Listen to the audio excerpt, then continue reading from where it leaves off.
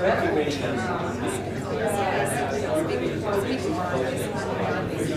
long have you been in Singapore? Well, I've only been there for a bit over a year, but I've worked in the region. I used to be in London, so I used to work in the region.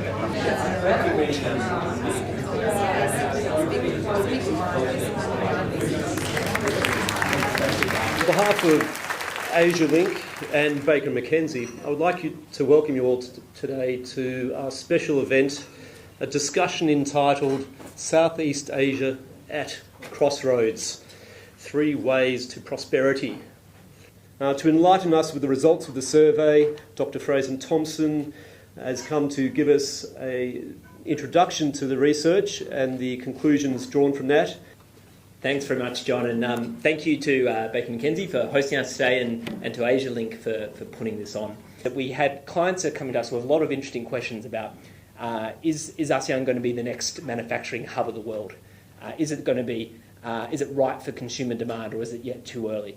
How should they think about which countries they should locate manufacturing facilities in, etc., etc.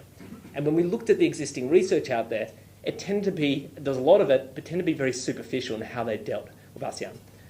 So we spent most of last year looking at this, and we had roughly, I think, 80 academics involved, about 50 different companies, and most of the ASEAN countries were actively involved as well. So we created a deliberately big tent to really try to get under the skin of some of these issues. And these 10 economies are actually remarkably diverse. You've got Indonesia, which is roughly a third of the economic output and 40% of the population. And then you've got tiny countries like Brunei, with just 400,000 people. You've also got a huge spectrum of economic development levels. The likes of Singapore, which has average incomes which are amongst the highest in the world, to economies like Myanmar, Laos, and Cambodia, which are really early stage developing countries. And some say, well, actually, is there reason to even talk about these countries together? Is this just another sort of BRICS or Mint that some economists have just put a whole set of countries together, put a nice little acronym around it, and tried to group them where no relationship exists? And what I argue in this talk is actually, no, it's very different in ASEAN. And that's primarily because of the ASEAN economic community. There's what started off as a political pact between these countries to ward off communism has now evolved into quite an important economic union. So the tailwind that these economies were getting for their economic growth from demographics is going to slow. And so what that means is basically productivity is going to have to work a lot harder if we're going to match the historical growth rates in the past. So with that, we looked at what are the things that could drive this productivity growth.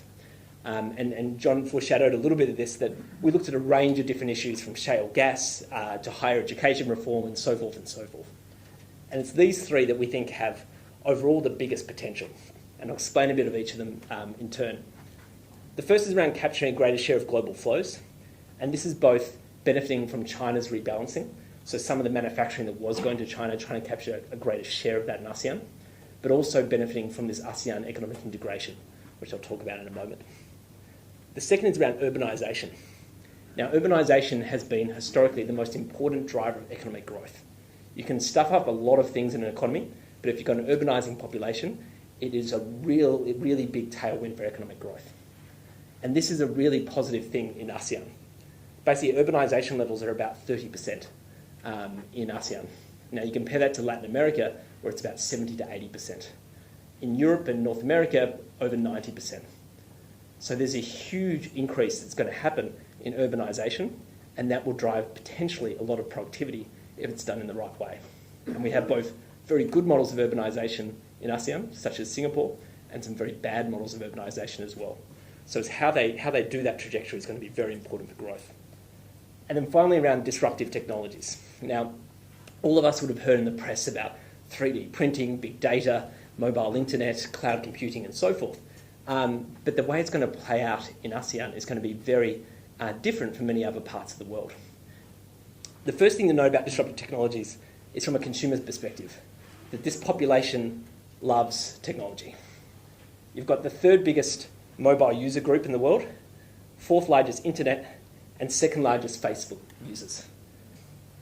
And basically the main message was that it's hard to find a sector in ASEAN that won't be potentially fundamentally transformed by some of these technologies.